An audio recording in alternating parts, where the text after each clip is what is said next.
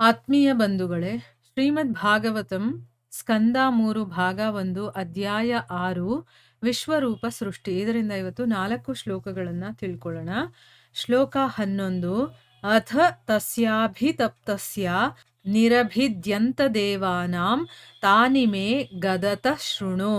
ಅನುವಾದ: ಮೈತ್ರೇಯರು ಹೀಗೆಂದರು: ಪರಮ ಪ್ರಭುವು ಅದ್ಭುತವಾದ ವಿಶ್ವರೂಪವನ್ನು ತಾಳಿದ ಮೇಲೆ ನಾನಾ ದೇವತಾ ರೂಪಗಳಲ್ಲಿ ಹೇಗೆ ತಾನು ಬೇರೆ ಬೇರೆಯಾದನು ಎಂಬುದನ್ನು ಹೇಳುತ್ತೇನೆ ಕೇಳು. ಶ್ಲೋಕ 12. ತಸ್ಯಾಗ್ನಿರಾಸ್ಯಂ ನಿರ್ಭಿನ್ನಂ ಲೋಕಪಾಲೋ ವಿಶತ್ಪದಂ ವಾಚಾ ಸ್ವಾಂಶೇನ ವಕ್ತವ್ಯಂ ಯಯಾಸೌ ಪ್ರತಿಪದ್ಯತೆ. ಅನುವಾದ: ಆ ವಿರಾಟ್ ಪುರುಷನ ಬಾಯಿಯಿಂದ ಅಗ್ನಿ ಅಥವಾ ಶಾಖ ಬೇರೆಯಾಯಿತು ಮತ್ತು ಭೌತಿಕ ವ್ಯವಹಾರಗಳ ಎಲ್ಲ ನಿರ್ದೇಶಕರು ಅದರಲ್ಲಿ ತಮ್ಮ ತಮ್ಮ ಸ್ಥಾನಗಳನ್ನು ಪ್ರವೇಶಿಸಿದರು. ಆ ಶಕ್ತಿಯಿಂದ ಜೀವಿಯು ಮಾತುಗಳ ಮೂಲಕ ತನ್ನನ್ನು ವ್ಯಕ್ತಪಡಿಸಿಕೊಳ್ಳುತ್ತಾನೆ. ಶ್ಲೋಕ 13. ನಿರ್ಭಿನ್ನಂ ತಾಲು ವರುಣೋ ಲೋಕಪಾಲೋ ವಿಷದ್ಧರೇಃ ಜಿಹ್ವಯಾಂಶೇನ ಚ ರಸಂ ಯಯಾಸೋ ಪ್ರತಿಪದ್ಯತೆ. ಅನುವಾದ: ಆ ವಿಶ್ವರೂಪದ ತಾಳುಗೆಯು ಬೇರೆಯಾಗಿ ವ್ಯಕ್ತವಾದಾಗ ಗ್ರಹವ್ಯೂಹಗಳಲ್ಲಿ ಜಲದೇವತೆಯಾದ ವರುಣನು ಅಲ್ಲಿ ಪ್ರವೇಶಿಸಿದನು. ಇದರಿಂದ ಜೀವಿಗೆ ತನ್ನ ನಾಲಿಗೆಯಿಂದ ಪ್ರತಿಯೊಂದರ ರುಚಿಯನ್ನೂ ತಿಳಿಯುವ ಅನುಕೂಲತೆ ಒದಗಿತು. ಶ್ಲೋಕ 14. ನಿರ್ಭಿನ್ನೆ ಅಶ್ವಿನೌ ನಾಸೆ ವಿಷ್ಣೋರಾವಿಶತಾಂ ಪದಂ ಘ್ರಾಣೇನಾಂಶೇನ ಗಂಧಸ್ಯ ಪ್ರತಿಪತ್ತಿರ್ಯತೋ ಭವೇತ್. ಅನುವಾದ: ಆಮೇಲೆ ಭಗವಂತನ ಮೂಗಿನ 2 ಹೊಳ್ಳೆಗಳೂ ಪ್ರಕಟವಾದವು. ಆಗ ಯಮಳರಾದ ಅಶ್ವಿನಿ ಕುಮಾರರು ಅಲ್ಲಿ ತಮ್ಮ ನಿಶ್ಚಿತ ಸ್ಥಾನಗಳನ್ನು ಪ್ರವೇಶಿಸಿಕೊಂಡರು. ಈ ಕಾರಣದಿಂದ ಜೀವಿಗಳು ಪ್ರತಿಯೊಂದು ವಸ್ತುವಿನ ವಾಸನೆಯನ್ನು ತಿಳಿಯುವಂತಾದವು. ಇವು ಶ್ಲೋಕಗಳು ಮತ್ತೆ ಅವುಗಳ ಅನುವಾದ. ಈಗ ಭಾವಾರ್ಥದ ಮೂಲಕ ಇದರ ಅರ್ಥವನ್ನ ತಿಳ್ಕೊಳ್ಳೋದಕ್ಕೆ ಪ್ರಯತ್ನ ಮಾಡೋಣ. ಹೋದ ಭಾಗದಲ್ಲಿ ನಾವೇನ್ ತಿಳ್ಕೊಂಡಿದ್ವಿ? ಭಗವಂತಾನೇ ಎಲ್ಲಾ ದೇವತೆಗಳಿಗೂ ಕೂಡ ಪರಮಾತ್ಮ. ಅವನಿಂದಾನೇ ಇವರೆಲ್ಲರೂ ಕೂಡ ವಿಶ್ವದ ಈ ಸೃಷ್ಟಿ ಕಾರ್ಯವನ್ನೆಲ್ಲ ವಹಿಸ್ಕೊಳ್ತಾರೆ, ಅವ್ರು ನೋಡ್ಕೊಳ್ತೀವಿ ಅಂತನ್ಬಿಟ್ಟು. ದೇವತೆಗಳ ಪ್ರಾರ್ಥನೆಯ ಹಾಗೆ ಭಗವಂತ ಏನ್ ಮಾಡ್ದ? ಸ್ವತಃ ಯೋಚನೆ ಮಾಡಿ ಅವ್ರಿಗೆ ಗೊತ್ತಾಗ್ಲಿ ಅನ್ನುವಂಥ ಉದ್ದೇಶದಿಂದಾನೇ ಅದ್ಭುತವಾದಂತಹ ಈ ವಿಶ್ವರೂಪ ಅನ್ನೋದು ಏನಿದೆಯೋ ಅದನ್ನ ವ್ಯಕ್ತಪಡಿಸ್ತಾನೆ ಅನ್ನೋದನ್ನ ತಿಳ್ಕೊಂಡ್ವಿ.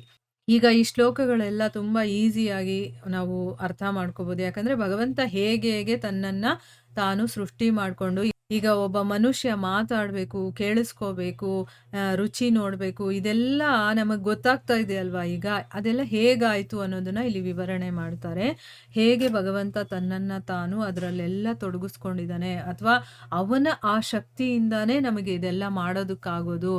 ಈಗ ಒಬ್ಬ ಮನುಷ್ಯ ತುಂಬ ಮೆರೀತಾನಲ್ವಾ, ನಾನು ನಂದು ಅನ್ನೋ ಅಹಂಕಾರದಲ್ಲಿ ನಾನು ಮಾತಾಡ್ತಾ ಇದ್ದೀನಿ, ನನಗೆ ಗೊತ್ತು, ನಾನು ಈ ಕೆಲಸವನ್ನು ಮಾಡಿರೋದು, ನಾನೇ ಸಂಪಾದನೆ ಮಾಡಿರೋದು, ಅಥವಾ ನಾನೇ ಹೇಳ್ತಾ ಇರೋದು, ಆ ಥರ ಎಲ್ಲ ಬೇಕಾದಷ್ಟಿದೆ. ಆದರೆ ಆ ಭಗವಂತನ ಶಕ್ತಿ ಇಲ್ಲದೆ ಅಥವಾ ಆ ಭಗವಂತನ ಇಚ್ಛೆ ಇಲ್ಲದೆ ಏನೂ ನಡೆಯೋದಿಲ್ಲ. ಆದರೆ ಒಬ್ಬ ಮನುಷ್ಯ ಎಷ್ಟು ಅಹಂಕಾರದಿಂದ ಮೆರಿತಾ ಇರ್ತಾನೆ ಅಂದರೆ, ಯಾಕೆಂದರೆ ಅವನಿಗೆ ಅಜ್ಞಾನ ಇರೋದ್ರಿಂದ. ಯಾರು ಜ್ಞಾನವನ್ನು ತಿಳ್ಕೊಂಡಿರ್ತಾರೋ ಅವರಿಗೆ ಆ ಅಹಂಕಾರ ಅನ್ನೋದು ಹೊರಟೋಗಿರುತ್ತೆ, ಅವರು ಸೌಮ್ಯರಾಗ್ಬಿಡ್ತಾರೆ.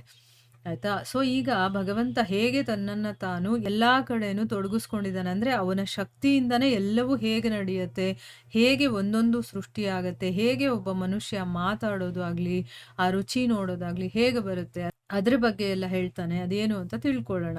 ಮೈತ್ರೇಯರು ಈ ರೀತಿ ಹೇಳ್ತಾರೆ. ಏನು ಅಂತಂದ್ರೆ, ಆ ಭಗವಂತ ಅದ್ಭುತವಾದಂಥ ವಿಶ್ವರೂಪವನ್ನ ತಾಳದ ಮೇಲೆ ಅವನೇನು ಮಾಡ್ದ? ನಾನಾ ದೇವತಾ ರೂಪಗಳಲ್ಲಿ ಬೇರೆ ಬೇರೆ ದೇವತೆಗಳಾಗಿ ಹೇಗೆ ತಾನು ಬೇರೆ ಬೇರೆ ಆದ ಅನ್ನೋದನ್ನ ಹೇಳ್ತೀನಿ ಕೇಳು ಅಂತನ್ಬಿಟ್ಟು ಇಲ್ಲಿ ಮೈತ್ರೇಯರು ಹೇಳ್ತಾ ಇದ್ದಾರೆ. ಈಗ ಭಗವಂತ ಏನೋ ಅದ್ಭುತವಾದಂಥ ವಿಶ್ವರೂಪವನ್ನ ತಾಳಿದಾನೆ. ಈಗ ಬೇರೆ ಬೇರೆ ದೇವತೆಗಳ ರೂಪಗಳಲ್ಲಿ ತನ್ನನ್ನ ತಾನು ಹೇಗೆ ಅವನು ಬೇರೆ ಬೇರೆ ಆಗ್ತಾನೆ? ಈಗ ಭಗವಂತ ಇರೋದು ಒಬ್ನೇ, ಅವನಿಂದಾನೇ ಎಲ್ಲವೂ ಸೃಷ್ಟಿಯಾಗಿದೆ ಅಂದಮೇಲೆ ಅವನದೇ ಒಂದು ಅಂಶ, ಅವನೇ ತನ್ನನ್ನು ತಾನು ಭಾಗವಾಗಿ ಮಾಡ್ಕೊಳ್ಬೇಕಲ್ವಾ? ಅದೆಲ್ಲ ಹೇಗಾಯಿತು ಅಂತ ಹೇಳ್ತೀನಿ ಕೇಳು ಅಂತಂದ್ಬಿಟ್ಟು ಇಲ್ಲಿ ಹೇಳ್ತಾ ಇದ್ದಾರೆ. ಈಗ ಭಾವಾರ್ಥದಲ್ಲಿ ಇಲ್ಲಿ ಗುರುಗಳೇನು ಹೇಳ್ತಾ ಇದ್ದಾರೆ ಅಂತ ತಿಳ್ಕೊಳ್ಳೋಣ. ಇತರ ಎಲ್ಲ ಜೀವಿಗಳ ಹಾಗೆ ದೇವತೆಗಳು ಪರಮಪ್ರಭುವಿನ ವಿಭಿನ್ನಾಂಶಗಳೇ ಆಗಿದ್ದಾರೆ.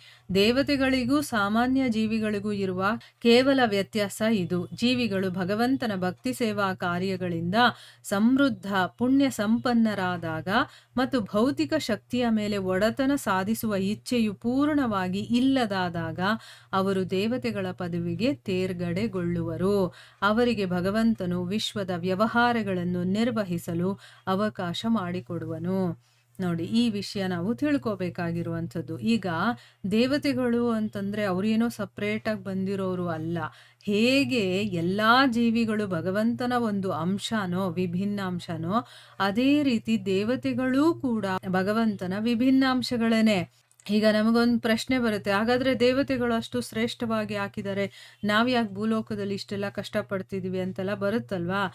ಆದ್ರೆ ಇಬ್ರು ಕೂಡ ಭಗವಂತನ ವಿಭಿನ್ನಾಂಶಗಳೇ ಆಗಿದ್ರೂ ಕೂಡ ದೇವತೆಗಳಿಗೂ ಮತ್ತೆ ಸಾಮಾನ್ಯ ಜೀವಿಗಳಿಗೂ ಕೂಡ ವ್ಯತ್ಯಾಸ ಇದೆ. ಆ ವ್ಯತ್ಯಾಸ ಏನಪ್ಪಾ ಅಂತಂದ್ರೆ, ಜೀವಿಗಳೇನೆ ಭಗವಂತನ ಸೇವೆಯನ್ನ ಮಾಡ್ತಾ ಮಾಡ್ತಾ ಮಾಡ್ತಾ ಈಗ ನಾವು ಮಾಡ್ತಿದೀವಲ್ವಾ, ಭಗವಂತನ ಸೇವೆ ಮಾಡೋದು, ಭಗವಂತನ ವಿಷಯವನ್ನ ಕೇಳೋದಾಗಿರಬಹುದು, ಎಲ್ಲ ಭಗವಂತನ ವಿಚಾರ ಅಂತ ಬಂದಾಗ ಕೇಳೋದು, ಹಾಡೋದು, ಮತ್ತೆ ಮನನ ಮಾಡೋದು, ಸ್ಮರಣೆ ಮಾಡೋದು, ಭಕ್ತಿ ಭಾವದಲ್ಲಿ ಅವನ ಸೇವೆ ಮಾಡೋದು ಎಲ್ಲವೂ ಅದರಲ್ಲಿ ಬಂದ್ಬಿಡತ್ತೆ.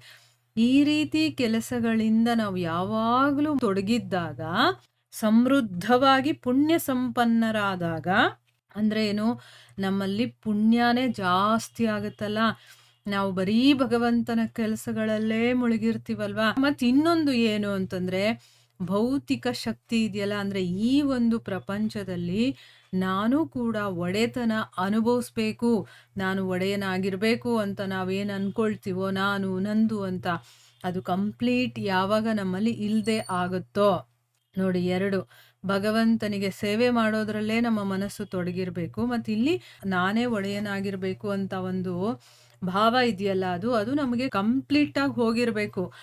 ಆಗ ಮಾತ್ರ ಅವರು ದೇವತೆಗಳು ಅಂತ ಅನ್ನಿಸ್ಕೊಳ್ಳೋದು. ಈಗ ನಾನೊಬ್ಬ ಜೀವಿ, ನಾನೂ ಕೂಡ ದೇವತೆ ಆಗಬಹುದು ಯಾವಾಗ ನನ್ನನ್ನ ನಾನು ಪರಿಶುದ್ಧಗೊಳಿಸ್ಕೊಂಡು ಭಗವಂತನಿಗೆ ನಾನು ಕಂಪ್ಲೀಟ್ ಆಗಿ ಸರೆಂಡರ್ ಆಗಿ ಅವನ ಒಂದು ಸೇವೆಯಲ್ಲೇ ತೊಡಗಿದ್ದು, ನಾನು ಒಡೆಯ ಅನ್ನುವಂತಹ ಆ ಮನೋಭಾವ ನನ್ನಲ್ಲಿ ಇದೆಯಲ್ಲ, ಆ ಒಂದು ಆಸೆ ಇದೆಯಲ್ಲ, ನಾನು ಒಡೆಯನಾಗಬೇಕು ಅಂತ, ಅದು ಕಂಪ್ಲೀಟ್ ಆಗಿ ಹೋಗ್ಬಿಡ್ಬೇಕು ನನ್ನಿಂದ. ಆಗ ಮಾತ್ರ ನಾನು ಭಗವಂತನ ಸೇವಕ ಅನ್ನೋದು ನನ್ನಲ್ಲಿ ಬರಬೇಕು. ಅದು ಒಳಗಡೆಯಿಂದ ಇರಬೇಕು ನಮಗಾಯ್ತಾ.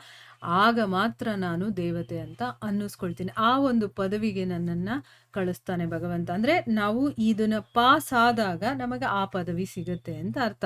ಅವ್ರಿಗೆ ಏನು ಮಾಡ್ತಾನೆ ಭಗವಂತ, ತನ್ನ ಒಂದು ಕೆಲಸವನ್ನ ಒಪ್ಪಿಸ್ತಾನೆ. ಒಂದು ಜವಾಬ್ದಾರಿಯುತವಾದಂಥ ಕೆಲಸ. ಏನು, ಈ ವಿಶ್ವದ ವ್ಯವಹಾರಗಳನ್ನ ನೋಡ್ಕೊಳ್ಳೋದಿರುತ್ತಲ್ಲ, ಅಂತ ಒಂದು ಕಾರ್ಯವನ್ನ ಭಗವಂತ ಅವನಿಗೆ ಕೊಡ್ತಾನೆ. ಅಂದ್ರೆ ನೀನು ನನ್ನ ಕೆಲಸ ಮಾಡು ಅಂತ. ಅದಕ್ಕೆ ದೇವತೆಗಳು ಅಂತಂದ್ರೆ ಭಗವಂತನಿಗೆ ಇಷ್ಟ. ಯಾಕೆ, ಅವರು ಈ ಎಲ್ಲಾ ಒಂದು ಮೆಟ್ಟಿಲುಗಳನ್ನ ಏರಿ ತೇರ್ಗಡೆಯಾಗಿ ಅವರು ಬಂದಂಥವ್ರು, ಮತ್ತೆ ಭಗವಂತನನ್ನೇ ಸರ್ವಸ್ವ, ಅವನೇ ನಮ್ಮನ್ನೆಲ್ಲ ನೋಡ್ಕೊಳ್ಳೋದು ಅಂತ ಅವ್ರಿಗೆ ಗೊತ್ತಿದೆ. ಅವನೇ ಸುಪ್ರೀಂ ಅಂತ ಕೂಡ, ಅಂದ್ರೆ ಪರಮ ಪುರುಷ ಅಂತಾನೂ ಗೊತ್ತಿದೆ. ಅವನಿಗೆ ನಾವು ಸೇವೆ ಮಾಡೋದಕ್ಕೆ ನಾವಿರೋದು ಅನ್ನೋದು ಅವ್ರಿಗೆ ಗೊತ್ತಿದೆ ಆಯ್ತಾ. ಅದಕ್ಕೋಸ್ಕರ ಭಗವಂತ ಅವರಿಗೆ ಸಪೋರ್ಟ್ ಮಾಡ್ತಾನೆ. ಅವ್ರಿಗೆ ಯಾರಾದರೂ ರಾಕ್ಷಸರು ತೊಂದರೆ ಕೊಟ್ಟಾಗ್ಲೂ ಕೂಡ ಅವನು ಸಪೋರ್ಟ್ ಮಾಡ್ತಾನೆ ಅವ್ರಿಗೆ ಆಯ್ತಾ. ಮುಂದಿನ ಶ್ಲೋಕದಲ್ಲಿ ಹೇಳ್ತಾ ಇದ್ದಾರೆ, ಆ ವಿರಾಟ್ ಪುರುಷನ ಬಾಯಿಂದ ಏನಾಯ್ತು, ಅಗ್ನಿ ಅಥವಾ ಶಾಖ ಅನ್ನೋದು ಬೇರೆ ಆಯ್ತು. ಈಗ ಆ ಭಗವಂತನಲ್ಲೇ ಎಲ್ಲ ಇರೋದಲ್ವಾ, ಯಾವಾಗ ಅವನ ಬಾಯಿಂದ ಅಗ್ನಿ ಶಾಖ ಅನ್ನೋದು ಬೇರೆ ಆಯ್ತೋ, ಮತ್ತೆ ಭೌತಿಕ ವ್ಯವಹಾರಗಳ ಎಲ್ಲಾ ನಿರ್ದೇಶಕರು ಕೂಡ ಅದರಲ್ಲಿ ತಮ್ಮ ತಮ್ಮ ಸ್ಥಾನಗಳನ್ನ ಪ್ರವೇಶಿಸ್ತಾರೆ. ಆ ಶಕ್ತಿಯಿಂದ ಜೀವಿ ಮಾತುಗಳ ಮೂಲಕ ತನ್ನನ್ನ ತಾನು ವ್ಯಕ್ತಪಡಿಸ್ಕೊಳ್ತಾನೆ. ನೋಡಿ, ಭಗವಂತನ ಬಾಯಿಯಿಂದ ಅಗ್ನಿ ಮತ್ತೆ ಶಾಖ ಅನ್ನೋದು ಬೇರೆ ಆಗುತ್ತೆ. ಆಗ ಏನಾಯ್ತು, ಈ ಭೌತಿಕ ವ್ಯವಹಾರಗಳನ್ನ ನೋಡ್ಕೊಳ್ಳುವಂತ ಎಲ್ಲಾ ನಿರ್ದೇಶಕರು ಕೂಡ ತಮ್ಮ ತಮ್ಮ ಸ್ಥಾನಗಳನ್ನ ಪ್ರವೇಶ ಮಾಡ್ತಾರೆ, ಎಲ್ಲೆಲ್ಲಿ ಯಾರ್ಯಾರು ಇರಬೇಕು ಅಂತ.